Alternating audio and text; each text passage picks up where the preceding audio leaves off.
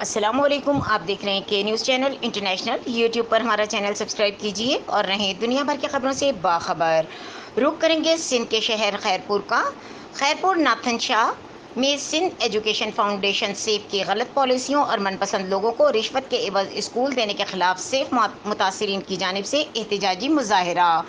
सैफ इंतज़ामिया के खिलाफ शदीद नारेबाजी। मज़ीद देखते हैं खैरपुर नाथन शाह से हमारे नुमाइंदे सैयद सफ़ीर हुसैन नकवी की ये रिपोर्ट।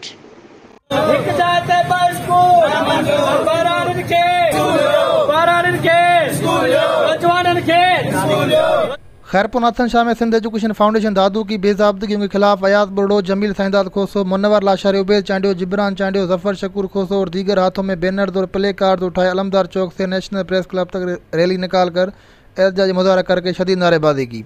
उस मौके पर मुजाहरीन ने कहा कि सिंध एजुकेशन फाउंडेशन ने SOP के खिलाफ वर्जी करते हुए रिश्वत एवज एजेंटों की मार्फत मनपसंद लोगों को स्कूल दिए हैं, जिसकी वजह से रिकॉर्ड करप्शन का खदशा है। सिंध एजुकेशन फाउंडेशन एक मयारी इदारा है जिसका मयार ख़त्म करने के लिए इंतज़ामिया ने इदारे को कारोबार बना दिया है।